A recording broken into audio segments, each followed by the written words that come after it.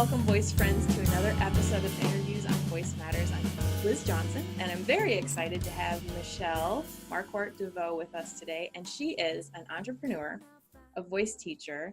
She runs something called the Speakeasy Cooperative.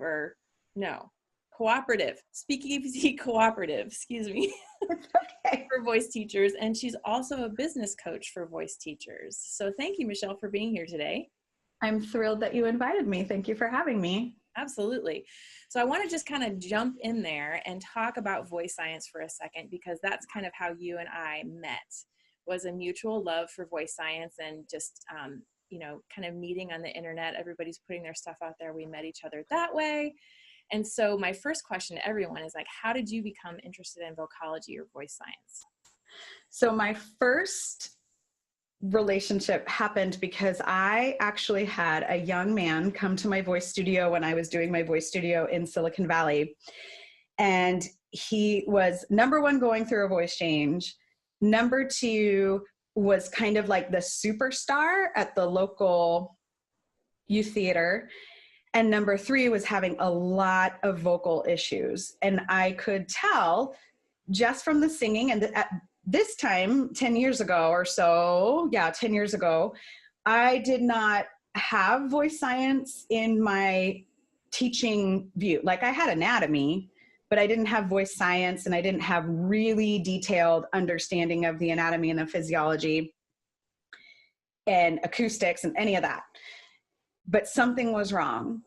And the moment happened where he and his mom had been studying with another teacher. They came to me and I said, I think something is really wrong. And I don't think it's a technique thing. I think something is going on. I hear it. I don't know what it is. And at the time I didn't know that it was okay to say, hey, you can't diagnose just by listening. I mean, now we all know that, but 10 years ago, I didn't know that. And they got really mad at me. And the mom stood up and was like, I can't handle this. I can't handle this at all. And like, just left my house with this 13-year-old boy, like crying in my studio because I had just told him something that I thought was wrong and that I wanted him to see a laryngologist. At the time, it was an ENT, because I didn't know that there was a laryngologist, right? And for me, that felt like a mishandle of a situation. Mm. And, we worked on some stuff, and I didn't know about semi-occluded vocal tract work, right?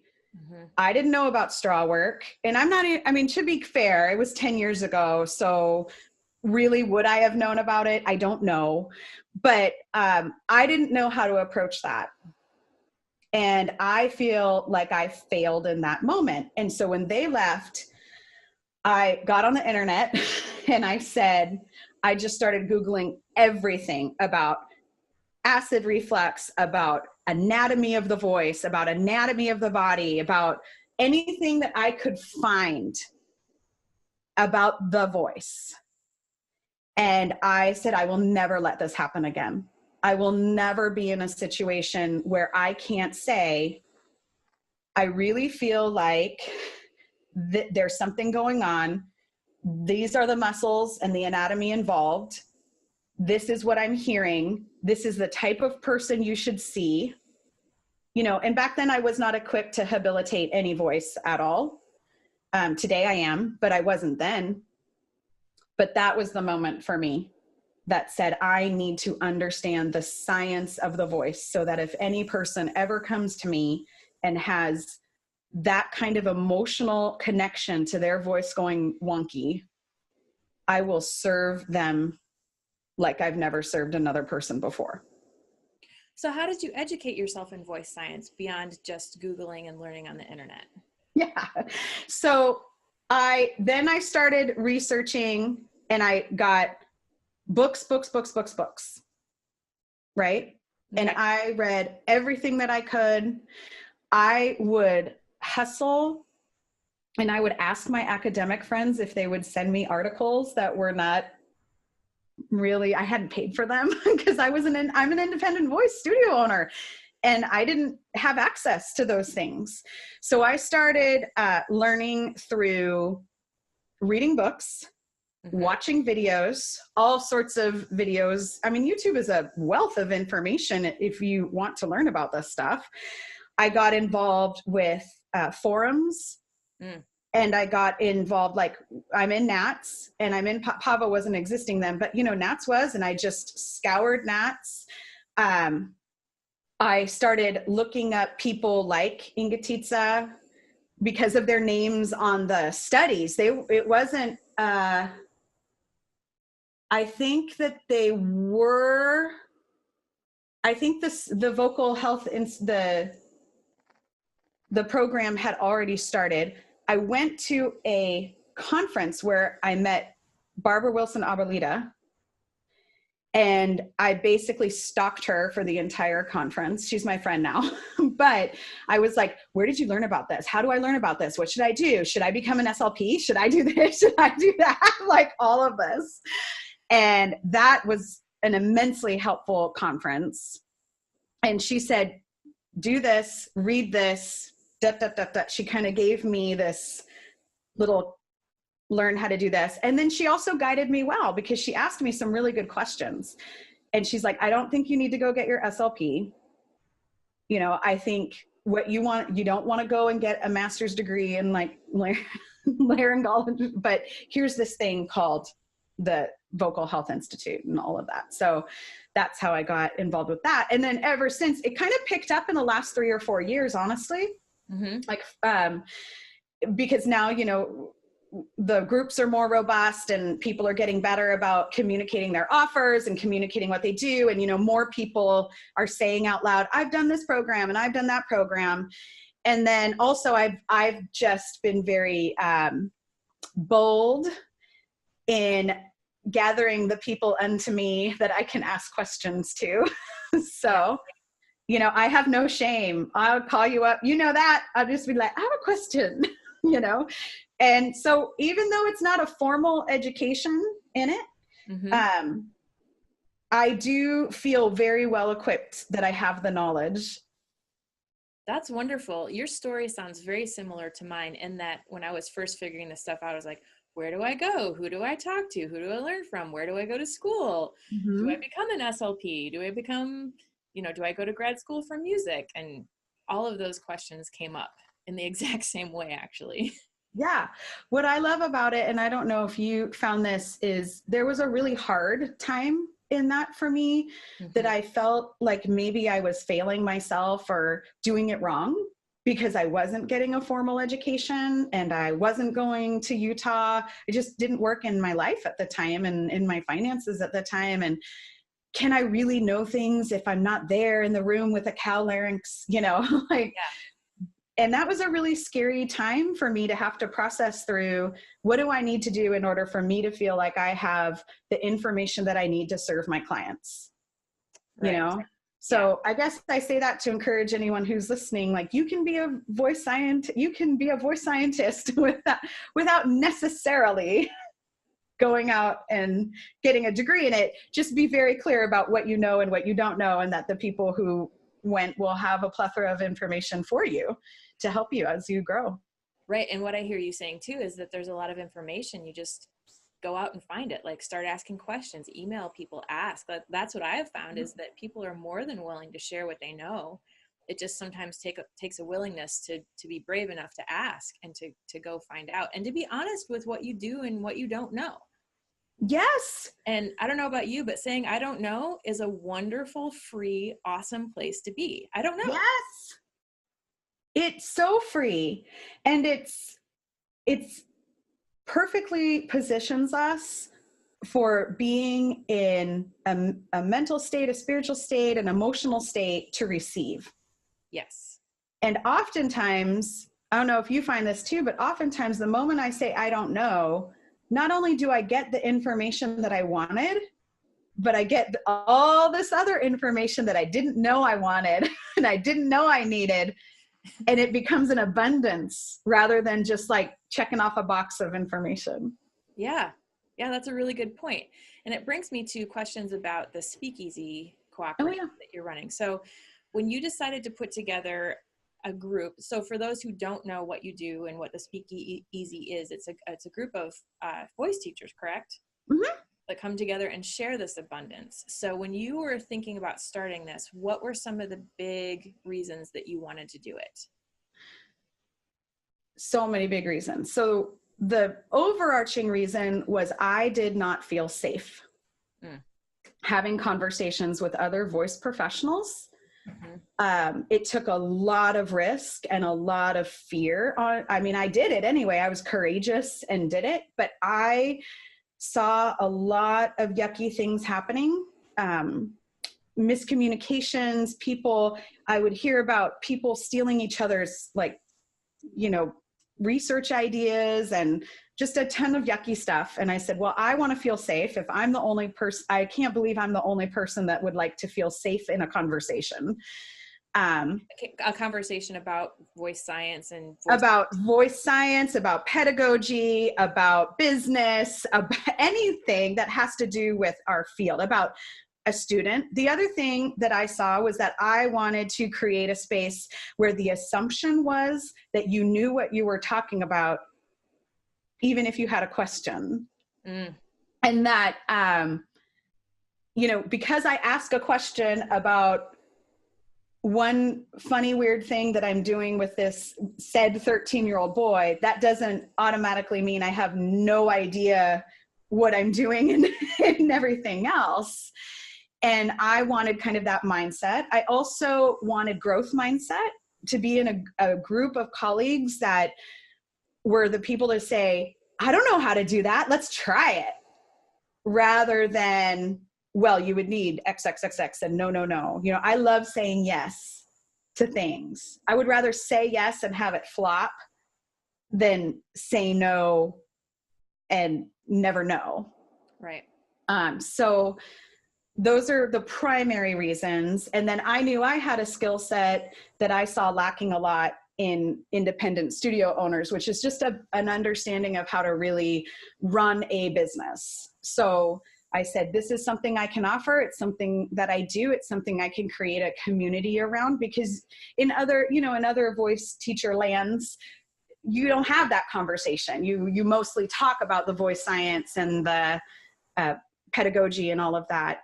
But what I find, to tie it back, is that one of the most fun conversations we have in the Speakeasy Co-op is, how do you take voice science and apply it to an independent teaching environment?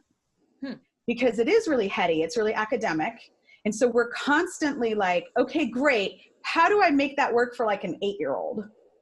Or how do I translate that information into something that's going to create, a valuable, transformative vocal experience for, my 68-year-old jazz singer who's been retired for 10 years, like, that's what I love about voice science, is it doesn't matter. It doesn't matter what like we had said earlier in a conversation, you said, your larynx is your larynx, right?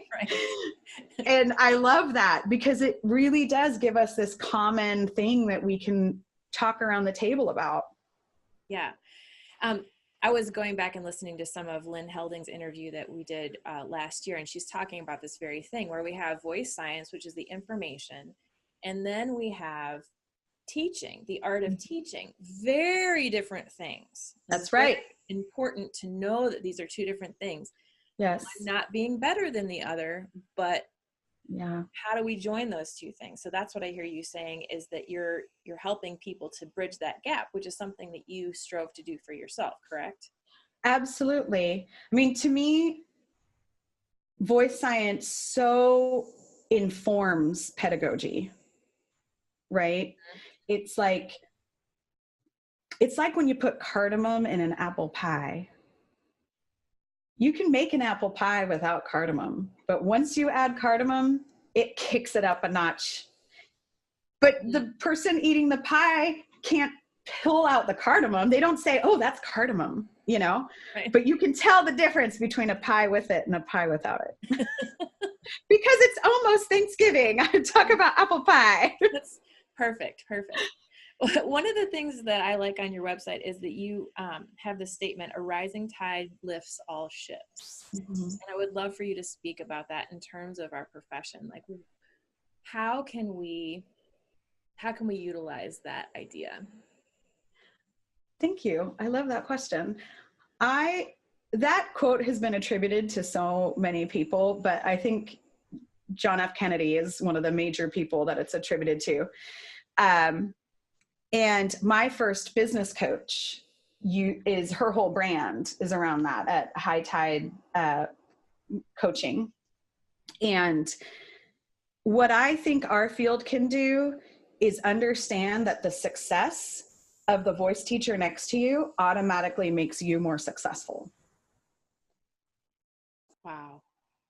And when your voice teacher down the street locally gets an extra student, that makes you more successful because it means it's bringing the need for voice into your community.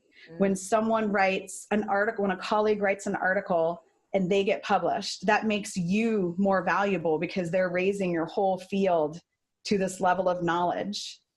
I also use it practically in the terms that we don't live in the one-on-one master apprentice economy anymore of information. Anybody, I say it all the time, anybody can pick up this thing and just Google it, right? Yeah. And so to me, the more that I partner with fellow voice professionals that fill in the gaps of my knowledge or my skill set or my expertise, the better voice teacher I get to be for my students. Because I get to say, you know what, I don't know, like you came for Speakeasy and did the straw workshop, right? Like I know about straws, but Liz is the woman. So how about she come and do it? And then that offers more value to all of us because now there's a group of people who can go and help their clients with straw exercises, not just like, oh, well, straws are the hot thing right now, but really understanding why straws are helpful and the different, and how to do it well and how to do it correctly. So it adds value. Yeah. Right? Yeah, exactly. And just to clarify for people too, I'm not, Ingo Titsa is the guy for the straw. Sure, but I'm saying you came and he did it, but you know it well enough now because you become an expert in that, you know, if I gave a workshop on SOVTs, it would be, or on straw work specifically, it would be based on some reading I've done, a conversation I had with Lynn Maxfield at Chicago Nats, and you know what I mean? Right. And then like experimentation, where when you come, you say, here's the diameter, here's why the diameter, we can do it this way, watch for this, make sure, you know, you can give all those little intricate things that make everybody better at understanding how to use it in their studio. Right. And the way I perceive that as well is that I have this little piece of knowledge about it and somebody else has this little piece of knowledge about it and someone else, you know what I mean? So this, even in the straw specific arena, right? Each one has a little different perspective on it and a little bit different understanding of the information. You know what I mean? And my thinking with all of that, as well as it sounds like yours, is just share what you know. Because you actually know something and it's important to talk about that. That's right. Yeah. And I love what you're saying too with these pieces, because what that also invites us to understand is that there's no one right answer. Yeah. There's a right answer for you and a right answer for, you know, and then maybe you're right, and maybe right answers shift. Like my right answer today might not be my right answer. My right answer 10 years ago was not the same right answer that I have today. We can only be responsible for what we know in the moment. We can't be more. Right. And we can't be less. Yeah. I tell my clients that all the time, like, hopefully in 5 years, what I just told you is completely obsolete. And I've got something very new and wonderful to tell you, because there's something new and wonderful to tell you. I love it. Yeah. I love it. Yeah.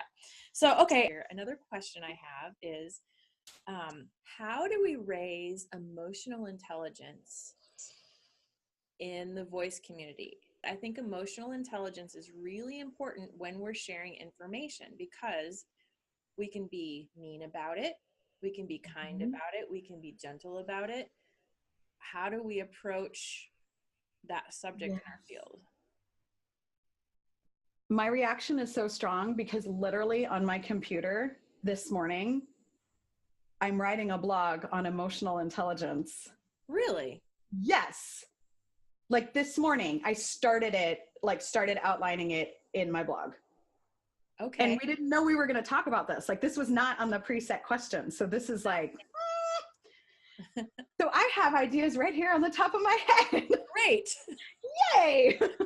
Okay. So I would say learning the skills of active listening and how they are different in text and how they are different, like in type, in written word, and how they're different in one-on-one conversation, like personal.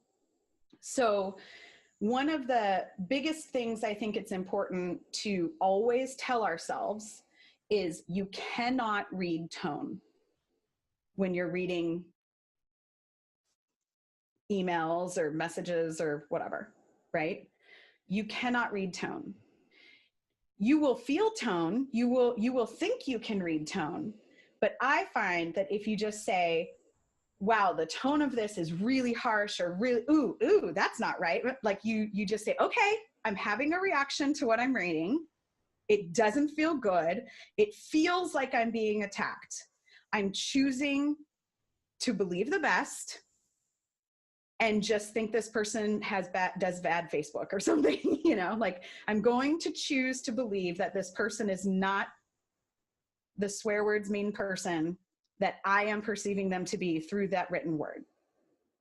On holding hands with that though, is understanding that of course there's tone implied. And the only person responsible for how in written word, how you are perceived is you, because you're the one typing the words. Mm-hmm. So yes, you might have to be a little more flowery in your language. Yes, you might have to add words that say, I don't know, or invite, or use a question mark instead of a period. Mm-hmm. You might have to apologize for your perceived tone. Mm-hmm. So it's this balance it's this responsibility, not a balance, but it's a responsibility to like grow up and say, I choose to believe the best about what I just read, even though I'm having a trigger and it's hurtful and it feels yucky. And, you know, sometimes it is really nasty, mm-hmm. but it's being mature enough to say, I'm going to put a box around that and I'm going to respond as though this person is reading my tone. So it's kind of that that weird back and forth. Active listening, I think, and active listening and reading is also another important skill. So we are a culture of skimmers because that's how that's just how you have to do it. Now there's so much information you have to skim. Mm-hmm. But I think if you're in a situation where you know you're getting a little hot or a little curious, go back to the original thing and just slowly read word for word. Mm-hmm. What is actually being said. And a question I like to say is, what does this person need?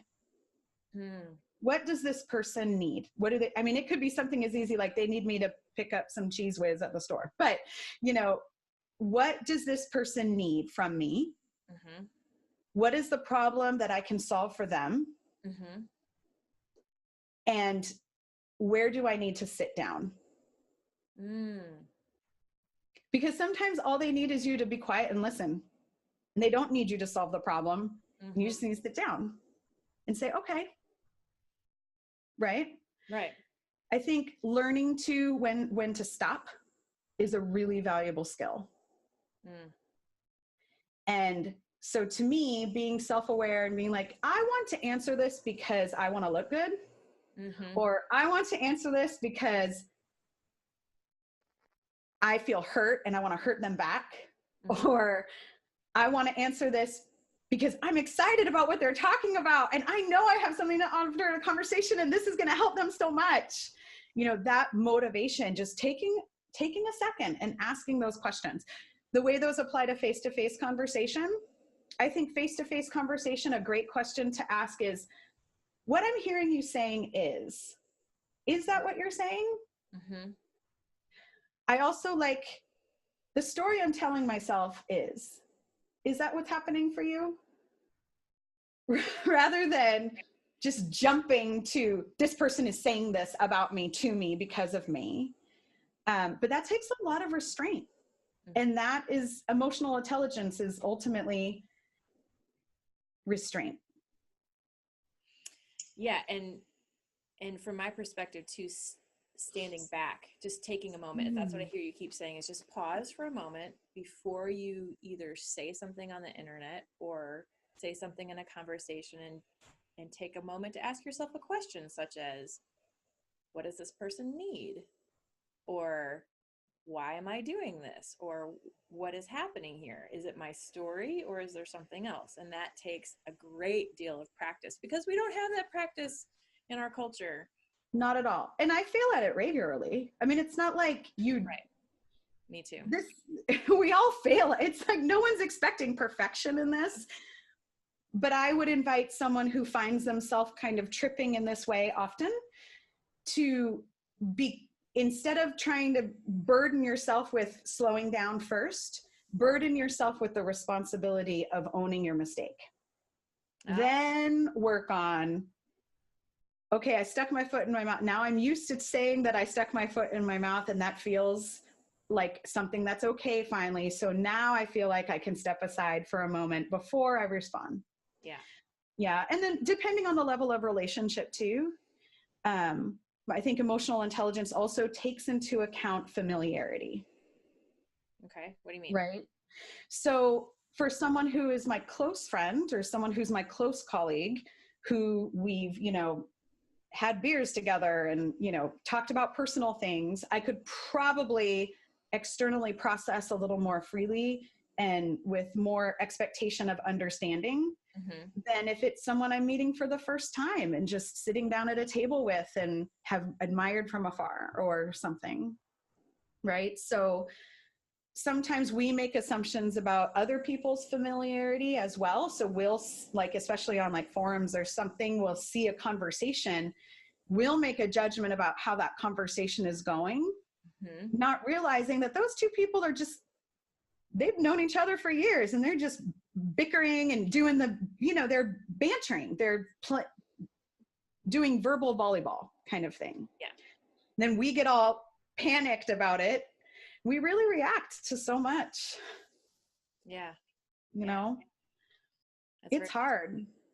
It is hard. And it's something that I hope we have many, many more conversations about in this field, especially because the practice of voice teaching can feel so isolating. And that's something that you hear a lot, right? That you're in your studio by yourself doing your work and you don't necessarily have connections. And when you go out to make them, they can feel very scary and very dangerous. So that brings me to a question about a young teacher, somebody who's getting into this field. Maybe they're in a smaller community, they're feeling isolated. What advice would you give somebody getting into the profession of teaching to up their skills, get more connected, just be more out in the internet community of voice teachers? How would you guide them? I would say find a community that you can trust. And the way you do that is by understanding, and I really hope this doesn't come off wrong, but yes, you have a degree. Like, let's say you just graduated with your degree in vocal ped. Yes, you have a degree in vocal ped. You do not yet have the experience. And that's okay. So just remember that. I would say that to an older teacher too, by the way. Come to networking with humility. I would invite the teachers that are approached to remember how scary it is when you're brand new. And if a new teacher in your area says, hey, I'm new and I'm just starting, why don't you show them some love? Bring them up under. Yeah. Right? What I would love? I would love to eradicate the word competition from the world. Yeah. That word just makes me want to say swear words. Yeah. And, you know, back to the rising tide. The second thing I would do is I would take time to think about what your actual question is, so that you can save yourself a lot of explaining later. This is going to be really hard for young teachers now, because the teachers that are young now literally grew up with an iPhone in their hands. The iPhone came out in 2008. So if they're 25 now, they were 15 getting an iPhone right when they came out, right? Right. And I think too, that's one of the skills that's being lost because of the always connected culture, is this ability to kind of have a clear thought internally before it's expressed externally. So that's a skill I think we need back personally. And I'm learning that skill more and more myself, right? But if you're a young teacher, write the question down on a piece of paper first. And then say, what information would someone really needing to answer this need to have in order to answer this succinctly and well? Yep. Right? Yep. And if I don't know that, then I need to put that in the question. Yep. Right? Careful thought about how we word questions would be number one. Number two, email everybody in your local everybody. Right? And come to it. Can I take you out to lunch? Can I take you out to coffee? Can we meet? And can I learn from you how to support what you're already doing, and how to get started? What was your story in this community? What was your story in this town? What would your, inviting that knowledge and that wisdom. Then after that, remembering that you're a different person, and that just because it happened to someone else, because you might hear a lot of negative stories, just because it happened to someone else doesn't mean it has to happen to you. And we are changing a culture, like you said earlier, make it about, with the speakeasy, it's like, my goal is to change the culture of voice teaching so that other voice teachers stop not liking other voice teachers and feeling threatened by them. Amen. That when you meet a voice teacher, you're like, oh my God, thank you, my people, instead of, Yeah. But it's hard. It's hard to do that because scarcity mindset gets in there, and well, that's a whole other. I was gonna say we need to have a whole separate conversation about abundance mindset. So we'll do that in the future if you're interested. Yeah, I love it. I love talking to you. So just for the sake of time, because the attention span in the world is what it is, I'm going to ask you one last question and kind of go back to that larynx that's sitting on the piano behind you. Do you mind showing that? This is a larynx that was 3D printed. Do you see the written ones? Yeah, look at that. Look at that. So her name is Amber Quarrington. I should probably message her and tell her I'm outing her on this thing, but she's in Canada and she makes these 3D printed larynges. Yes, I think so. I think that's the plural. I really want it to have an I on the end. Larynxi. I'm just kidding. But she makes these and they're totally great. They're like all up in there. Yeah. Even with the little, and since I got this, I have used it in almost every lesson. Yeah. And one of my favorite things to do is like make them hold it up to their throat. And I say, it doesn't fit in there, does it? And then what is so fun is I say, do you know that your larynx can fit on your thumb? And I tell them, and they look at their thumb and they're like, oh, it's so small. I'm like, I know. And then I get out a dime, like for my young girls, I get out a dime and I put it in their hand. And then I take a Sharpie and I draw on the dime the two vocal folds. Wow. And they go, what are you doing? And I was like, that's the size of your glottis. And they're just like, it's so small. I love it. So that's great. Yeah, so that's my larynx, Amber Quarrington. Okay, we'll find a link to her stuff and put it in this interview too, so that people have it. But it's just another huge example, actually, of interesting things that people are doing and using their creativity to share their knowledge. And I think it's wonderful. I think everyone deserves to go out there and just share what they know and ask lots of questions like you're talking about. So Me thank too. you so much for doing this interview today. And we will have to come back around to abundance mindset and do another interview on that soon. I would love that. Yeah, I would love that too. I think it's foundational. It is. Yeah.